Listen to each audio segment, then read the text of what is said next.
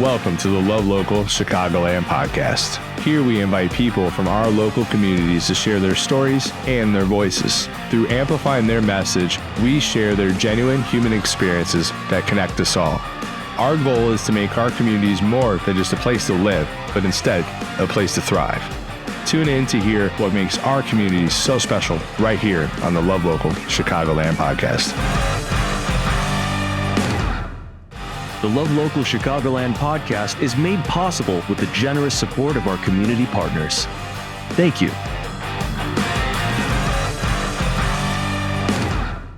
Hey, what's going on, friends? Jason here with the Love Local Chicagoland Podcast. I'm excited to be here today with Kris Salyards. She's the executive director with The Bridge. It's a nonprofit located here in the northwest suburbs of Chicago in Palatine, Illinois, that helps people overcome mental health.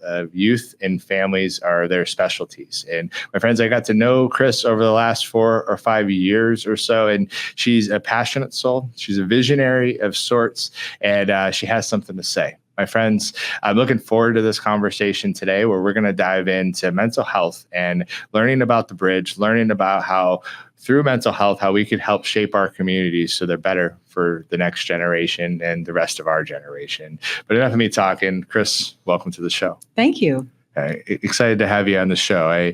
You're a person that I highly admire. You're doing some really important work in our community around mental health, and you're such a strong leader within your team. I think I'm excited to see where you're continuing to go with The Bridge, because I think mental health is such a big piece of our community that we need to work on, and we need to make, to be able to make our communities better. So before we dive into all of the conversations, I would just love to know a little bit about you. So who is Kris Salyards?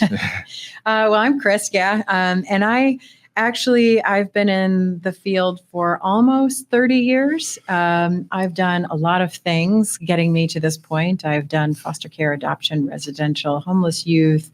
I've worked in the United States. I've worked in the UK. And my passion has always been helping people help themselves. I firmly believe in leaving the world in a better condition than I found it. And so we do that through finding opportunities to intervene and lift. And I've always been about big impact. I do have my clinical license, but I don't use my clinical license. I really have always wanted to make bigger, broader brushstrokes for the people we serve. My parents adopted 10 children. I am one of 12. I am one of 5 Caucasian people in my family. I could name all of the statistics, but my worldview is very unique and different. And broad perspective, yeah. Yeah, and I have come into contact with lots of different systems in my life.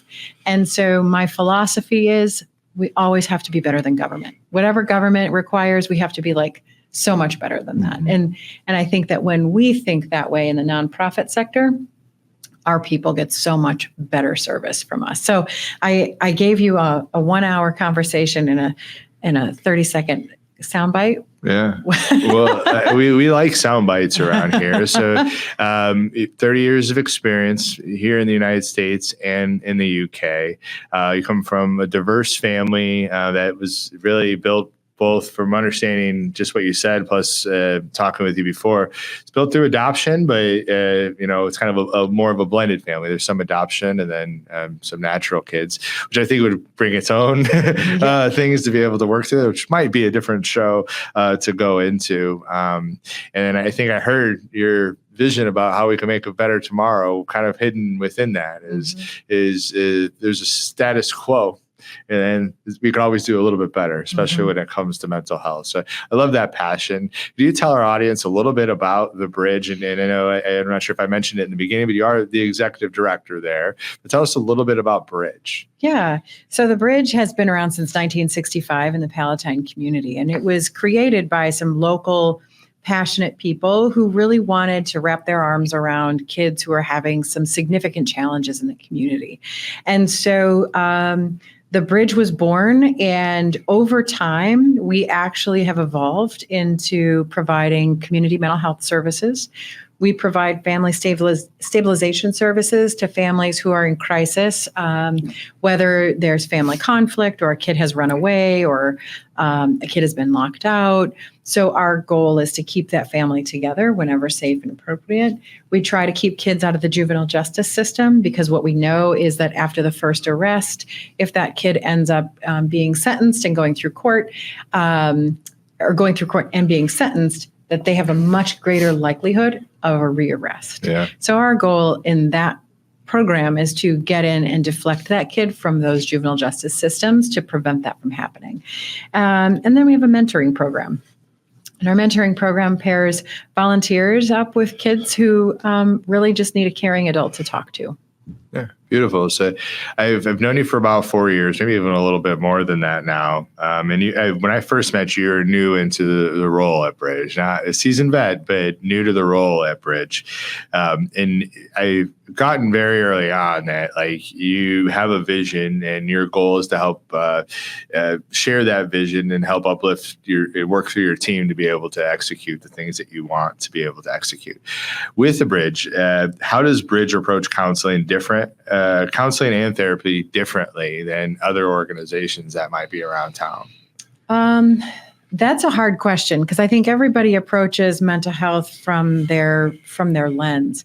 Being a community mental health provider, a nonprofit, we have limited resources. And so our goal since I would say since we've come back from COVID has been to really knock down all the barriers. We want to make sure that we are accessible for kids. Mm-hmm. We recognize that our location at the Township Building in Palatine was quite limiting for many reasons, both because it was an aging building and also it was pretty fair distance from our clients. And so we actually approached our local partner, POC, and partners of our community. From our community. And we actually opened a therapy suite at the CRC, the Community Resource Center, where they live.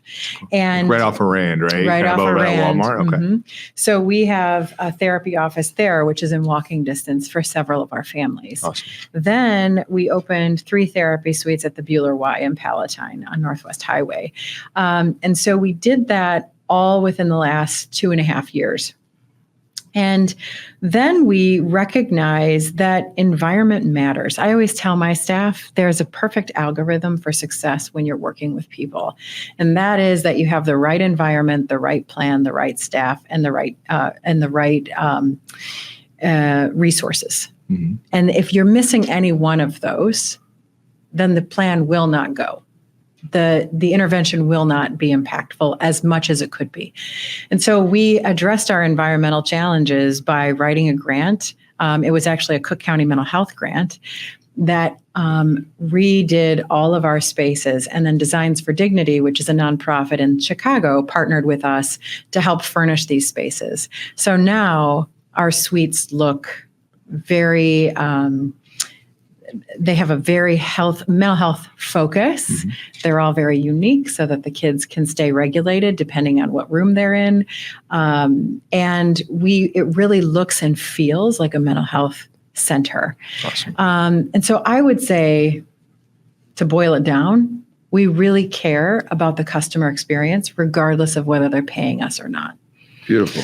And it's important to me to provide languages in their native language as much as possible. And so I hired a bilingual clinical director, and she built a fully bilingual team, which has made a tremendous difference for us. That's beautiful.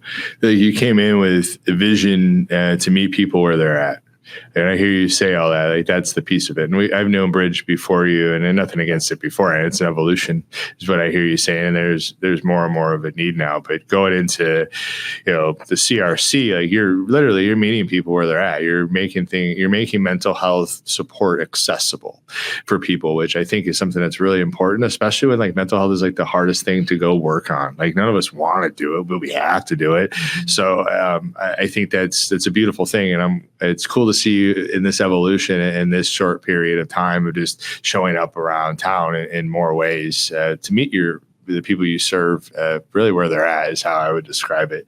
You mentioned something about limited resources. What do you mean by that when you say limited resources? Our audience is a local community. Many people have big hearts that listen to us, businesses and nonprofits. But what do you mean by limited resources? So our philosophy is if you don't have insurance, you don't have Medicaid, we'll still see you. It doesn't matter. We actually scholarshiped last year, I think, $60,000 in free services for kids. Awesome. And these are kids services. These aren't services for grownups. This is our littles that we're talking about.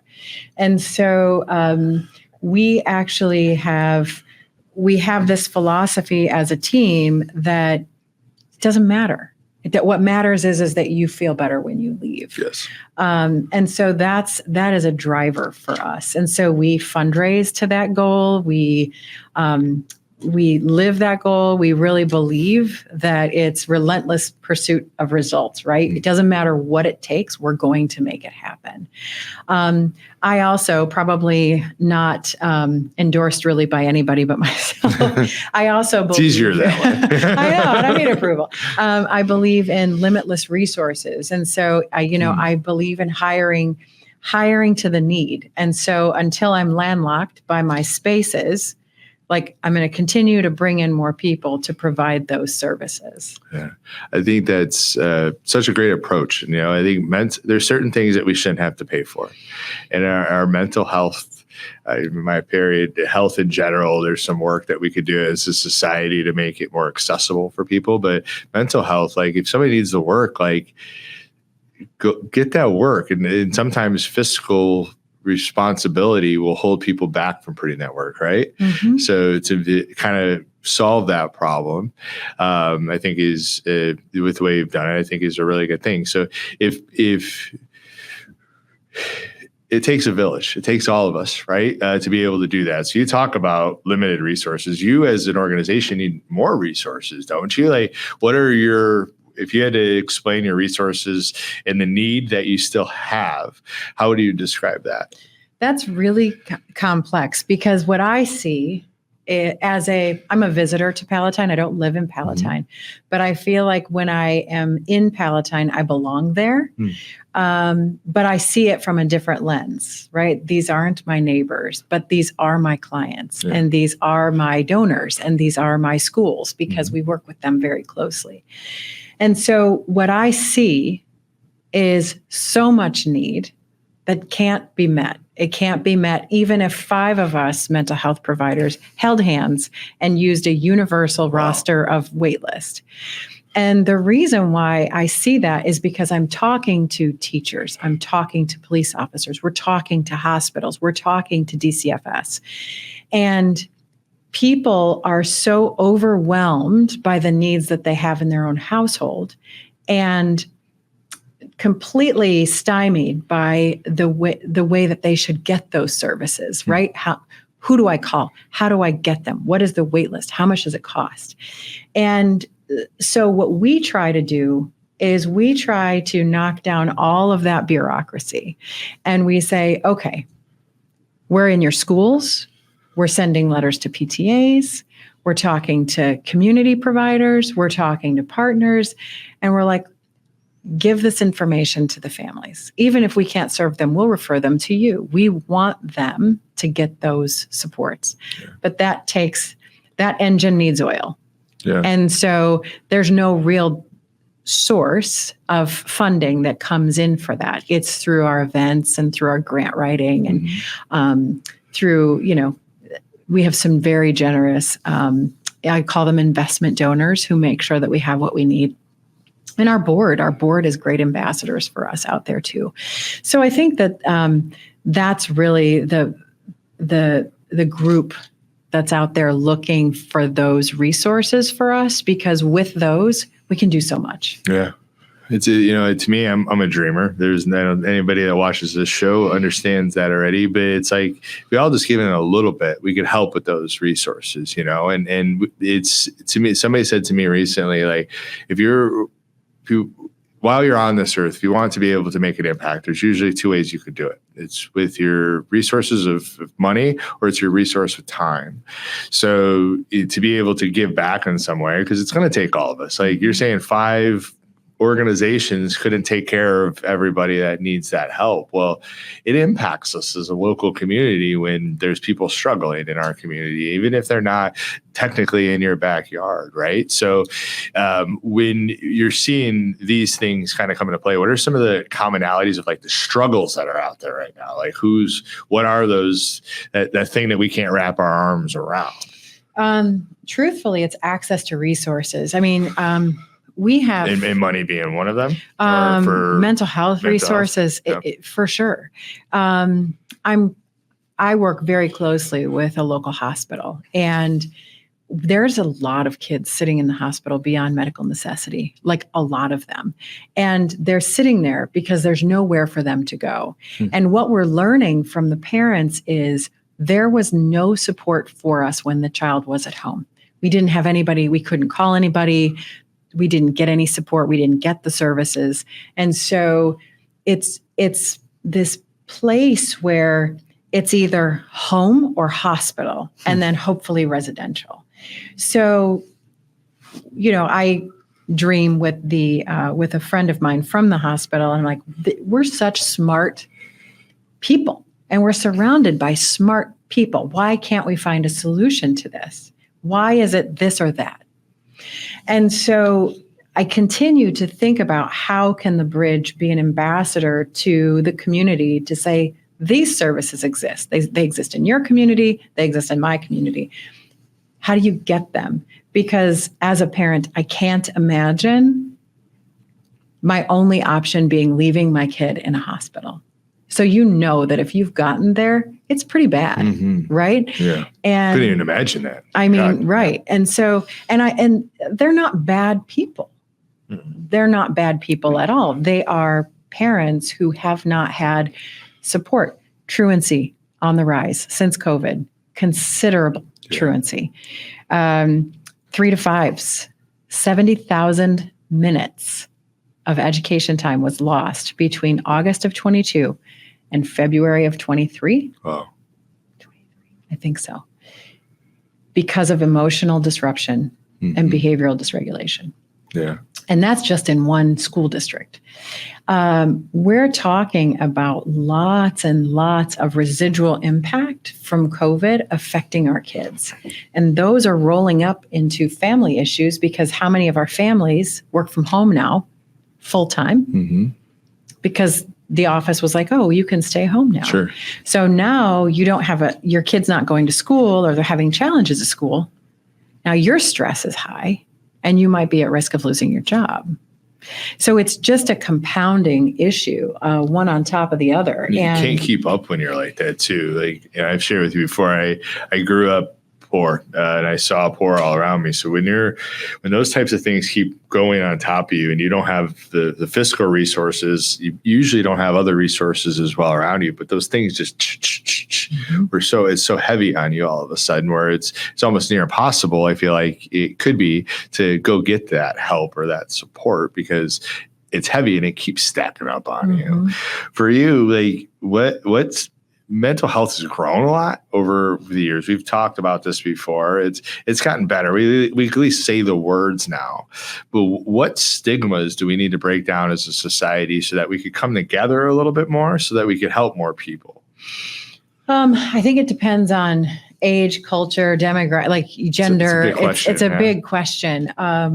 Even some of my own friends are like, well, we tried therapy. It wasn't good for us. It wasn't good for her. I didn't talk about my feelings. It sucked. I didn't do it again. Yeah. Well, or the therapist, they didn't jive with the therapist. That's huge. And the thing about mental health is it's a real thing. I mean, it's not like we're asking you to pour my coffee. We're trying to get into a deep conversation about something. And that chemistry has to be there. Yes. You have to click and be able to build rapport with your therapist. And so, so key. Yes. So key. Yes. And not every therapist is meant for every kid, and not every kid is meant for every adult. Like there, you have to really find the find that niche. And so I often tell my staff, I'm like, listen, don't be the therapist who burns therapy for the kid forever, right? Don't be that person. Let's figure out if there's another good fit within the agency, or let's just figure out if there's something that we can do within the relationship to keep it moving. Yeah. So to go back to your question, I think for kids want the therapy. But I don't know that parents always can commit. Sure. And that's a challenge. I'm going to say we have about a 27% cancellation rate. Why don't you think they could commit? Is it time? Is jobs, it 2 jobs, 3 jobs, whatever it is? I mean, right? Yeah. I often tell my husband, thank God for you, because there's no way I could keep up with the amount of appointments that we have for our kids. Yeah. And I have a job and I have a car that works and I have a support network. And I still need his support. So we have a lot of single parents, coming for services, and we have a single parents with multiples and challenges and night jobs. Yeah, I think that was the single parent stuff, and especially single moms. Something I learned during COVID was just how many people out there are doing it alone. And our church did a survey, and through that survey, I learned that. And I'm like, oh my God, like we have 2 kids, and it's me and my wife, and it's like it's hard sometimes. So I couldn't imagine being one. And then some people might have to work 2 jobs because they're low income and rent has gone through the roof. I wear a real estate hat too, and it's not cheap to live in the Palatine area for many families. So to me,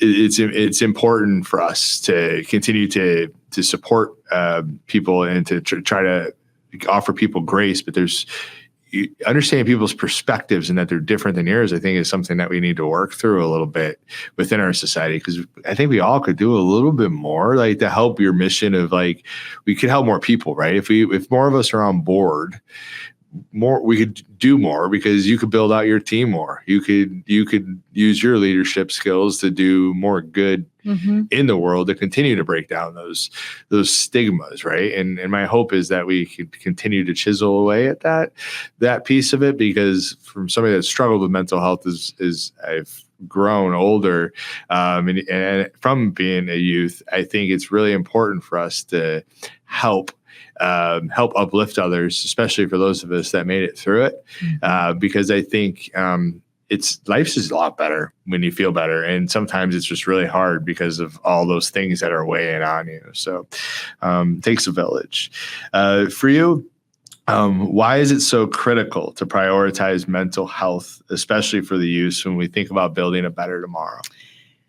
Well, so many reasons. First of all, suicide is a real option so many of our kids consider. And that is so devastating, because life is just getting started. Yes. And imagine how big it must feel. But not only that, if kids continue to struggle with mental health and disengage from school, which they typically go hand in hand, or make terrible choices because they are so, I don't really care. Doesn't really matter. Yeah. Right. What kids fail to recognize is that the choices we make now will affect the choices we get to make in our future. Yes. Right. And so having those building blocks with our young people to help them manage and cope their stress and anxiety, their depression, their symptoms of suicide, self-harm, it will help them build those foundations for a stronger emerging adulthood. Their brains are still developing through their 26th birthday. So getting involved with them early can help them longer term not have to carry this into adulthood. And as we've talked about, when you carry this into adulthood, you make different and sometimes bigger choices that have bigger consequences. And so I think just in terms of helping young people build healthy relationships, understand themselves, work through their traumas. It really helps set them up for success as adults. Yeah, and it's got to be processed some way, right? So that trauma. So to work it out while you're a youth is a lot easier than when you got to go back and fix it as an adult. In my experience, right? Like I would think I'm not an experiment. I'm not in your level, but I feel like if you get help coming up, you're gonna help later in life. You're not going to have those same struggles. Those struggles could be, when you do face those struggles, you might already have the coping mechanisms from what you've learned as a youth to be able to get through those, which I think, is important. And not all the time you can get those from your parents, and just for whatever reasons. And it's nothing against parents. All of us are just doing the best that we can. But I love that you guys offer and are helping people get to where they need to go. Obviously we just need more resources for y'all to continue to do work, and those types of things. Are there like misconceptions out there about mental health that you've encountered that you think,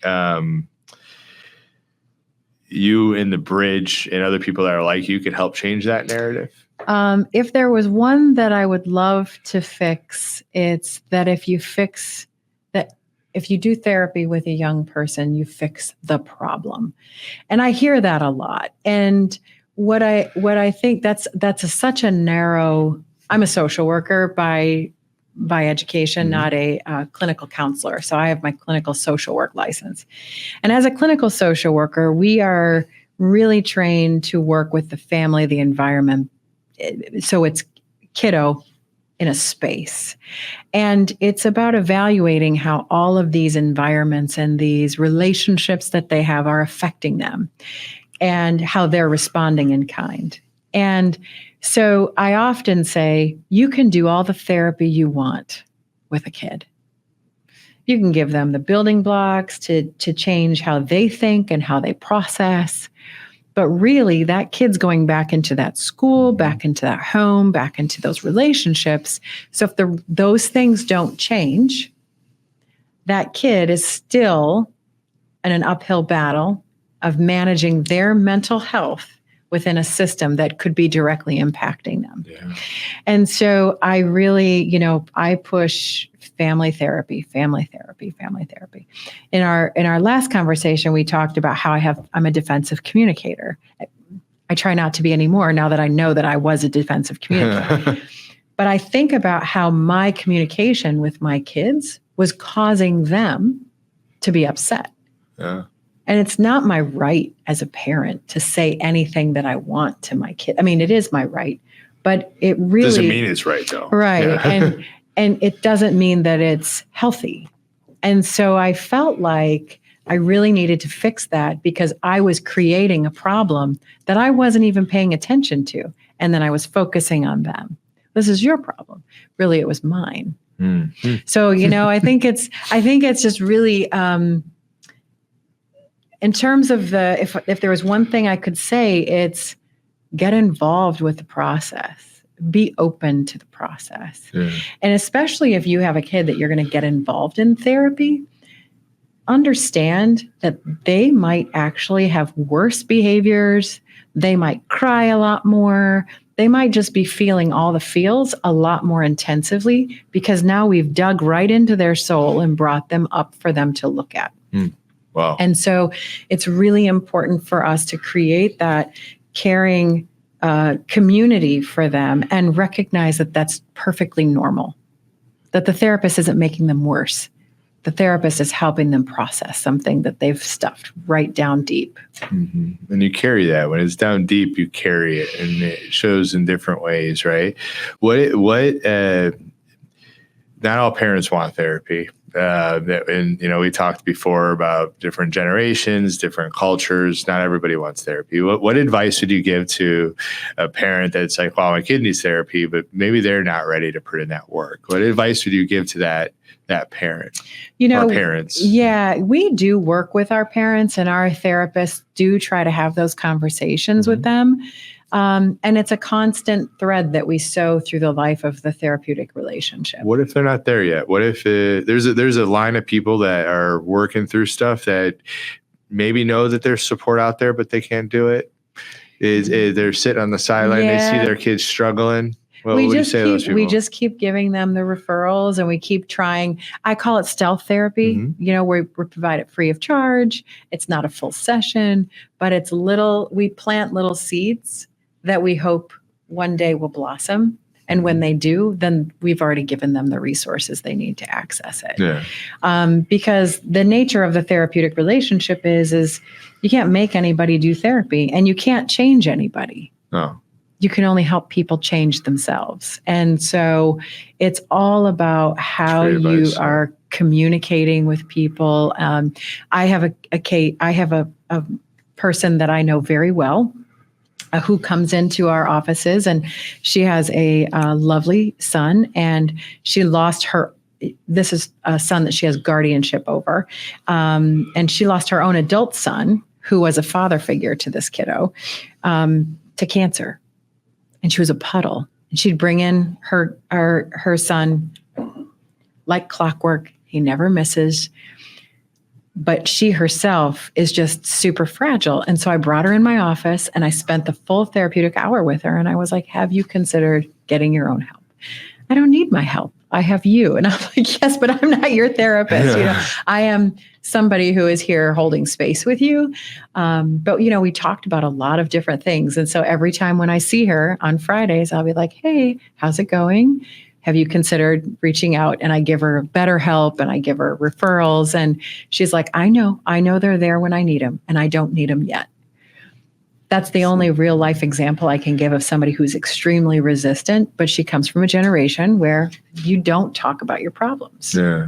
And it's an evolution that we're in right now. Yeah. Too. We're learning that it's best to talk about them, but we've grown up, without, you didn't talk about mental health. You rub dirt on it, right? Our generation, you rub dirt on it and you move forward and you power through, right? But I think now we've learned as humans that the body, we talked before, like the body keeps the score. It's a book out there that trauma goes somewhere in our body. So, instead of carrying it, you finally get into your place where you could work on it. And it's different for everybody. And I know it's hard, but I was interested in that question because I think it's important, because not everybody, I know for myself, I didn't want to go to therapy. And I struggled with numerous therapists in the past. And then I finally met one. I was like, oh, this changed my life. But I had to go through a couple people beforehand too. So, but you're right. You can't force people to do it. It's a chisel effect and a hope that person could help, get themselves right. Joy is better than pain, right? And heartache and all those things, that mental health issues that could bring on us.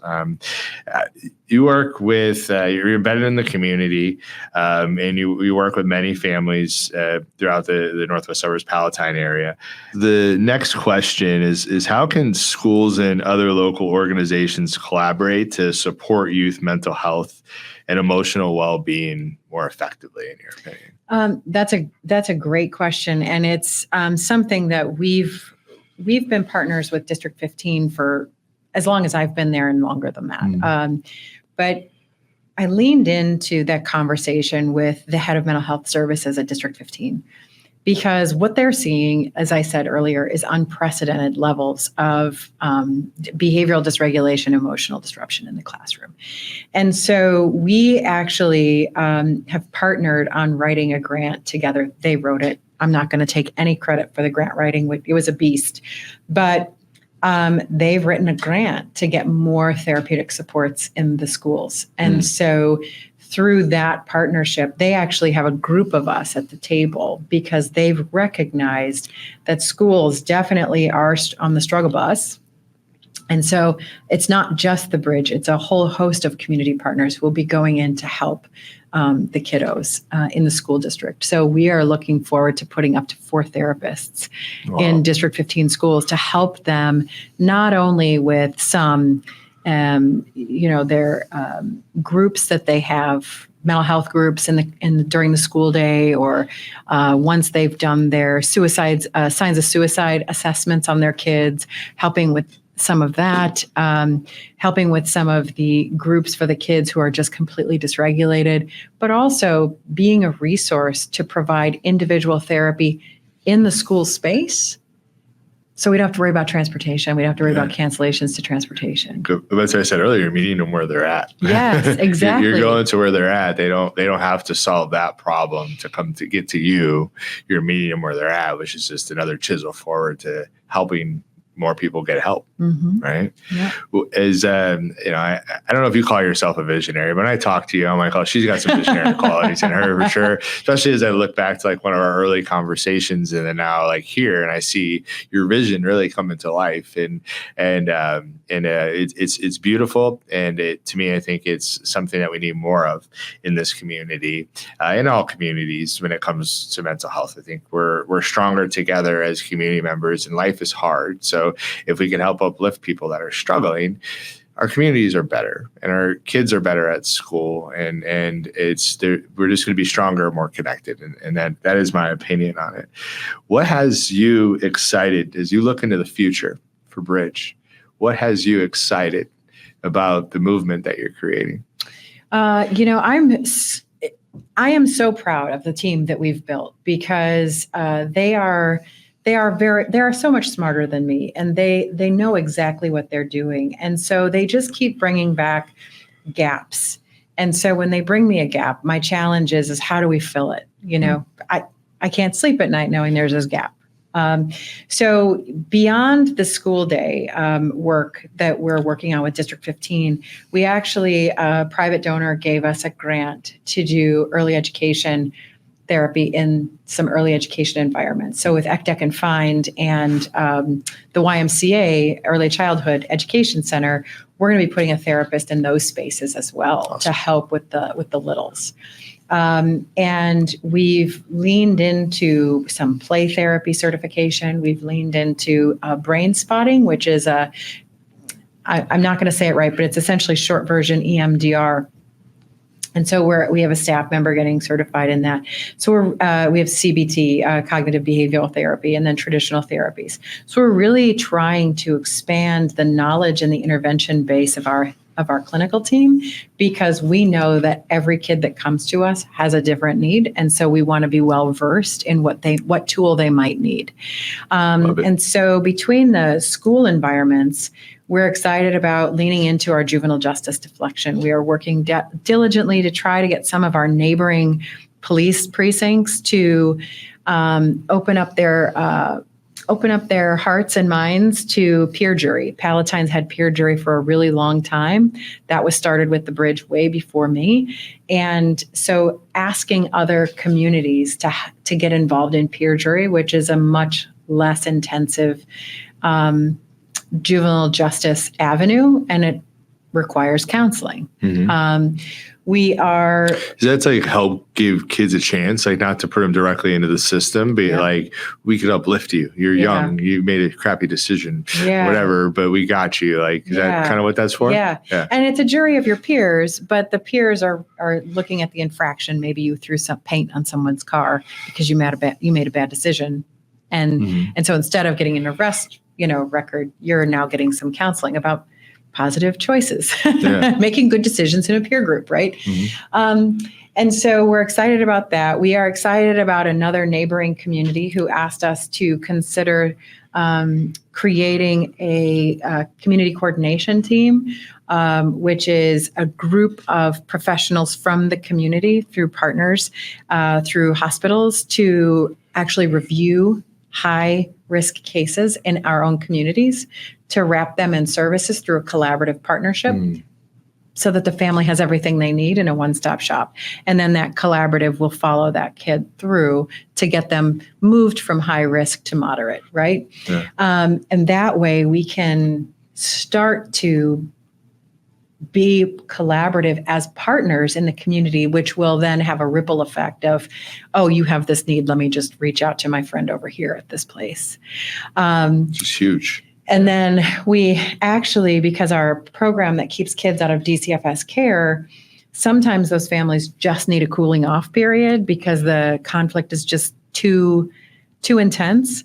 And we have historically put kids in shelters, youth shelters, but we're actually establishing host homes. I'm so happy about this project, because what that means is homes like yours and mine, we can take a kid in for 3 to 5 days, give the family a cooling off period while the bridge goes in and does the work, the hard work, and then hopefully keeping that kid in their community, close to home, in a family home, to allow them that space so that we can then make that transition back to their family of origin. So we have a lot going on at the bridge. Yeah, you do. Go back to your visionary and you're a builder.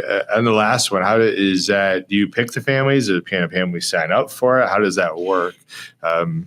Yeah. So our friends, Let It Be Us. I don't know if you know about Let It Be Us. I should, but I do not. Yes, you should. So Let It Be Us actually recruits foster homes across the state, that they are specialists in recruiting families. Mm-hmm. And so through a partnership with Let It Be Us, we're actually looking for 5 to 10 host families who we will bring through as a cohort. It's a brand new initiative. We're going to bring all the families together. We're going to learn a lot along the way.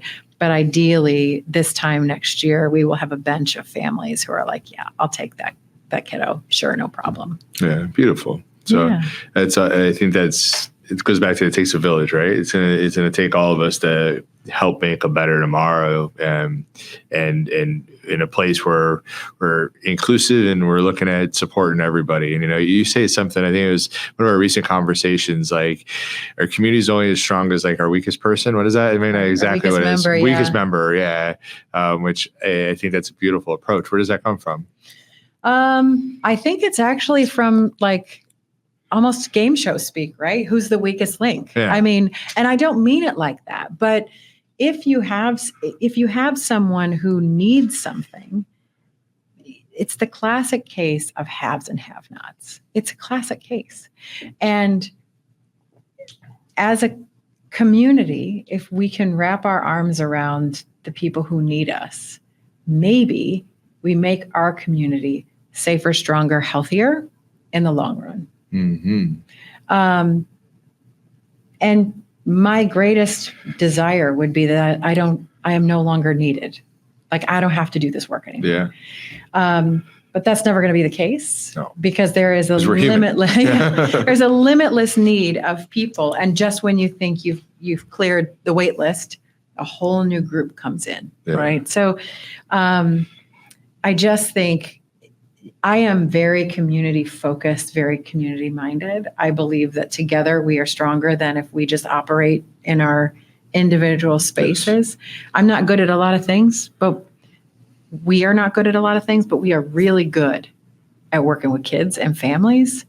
And we have a 96% success rate of keeping kids out of DCFS care. So that's a pretty strong statistic. And that comes from that recognition of the kid and the family are a unit and everybody needs a little something. Yeah, it's beautiful. You're doing some really important work, and it probably won't ever be done because we're human, and that's just kind of how we're made up. And the cycle will continue, but people like you being able to help lead the charge and to help work with other people, like the people you've mentioned here on the show, and I'm sure many more, it's needed in our world. Like, we need it, like not just here in Palatine, but in other parts of the Chicagoland area, in every other town and country in America and across the nation. Like, if we can help uplift the people in our community that are struggling, it's going to impact us all in a positive way. It's just looking at it not from a me perspective, but more from a we perspective. Mm-hmm. And my hope as we go through this time in history is that we can learn that we're much better as a we group of people, where we're putting the people and supporting people that maybe have had hard times, and we're lifting them up because we got good ourselves. I'm a dreamer. I don't think that'll actually happen, but I hope it does, and I hope I'm wrong.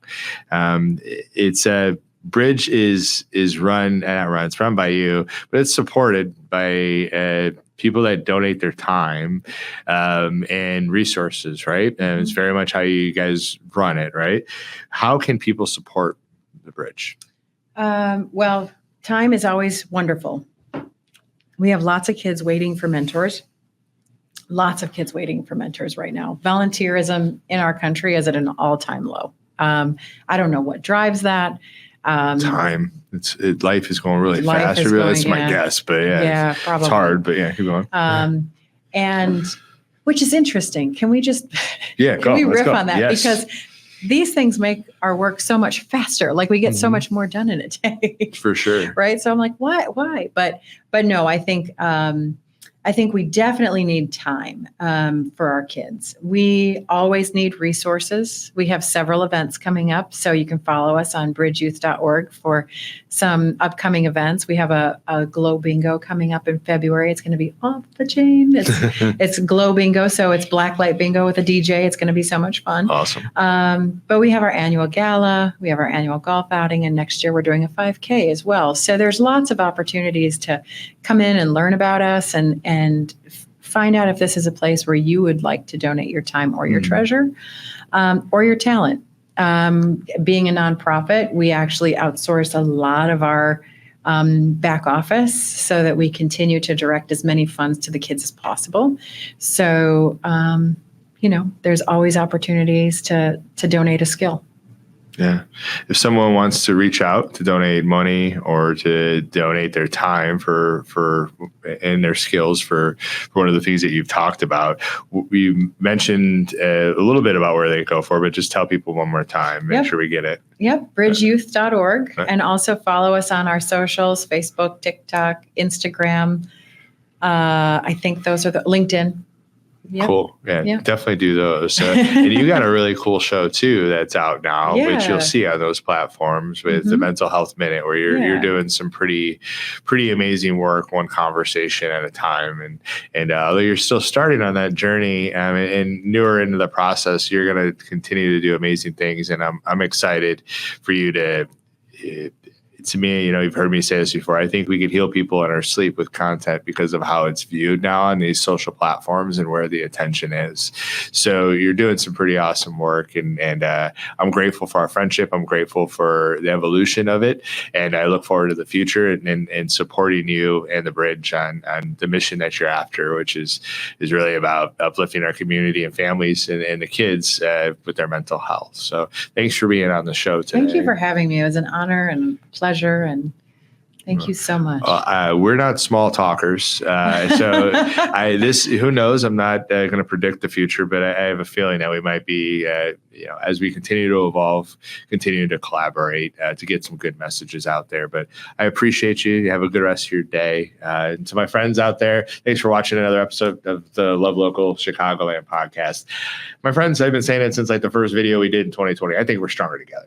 I think we're humans, and we're kind of all hot messes. But if we helped support each other, if we helped go in and fix ourselves first and go out and support people and join a community like the Bridge or somebody else out there that you think you could help make a difference for. The world needs more good, my friend. There's a lot of crap out there. Together, we can make our world and our community stronger, my friends.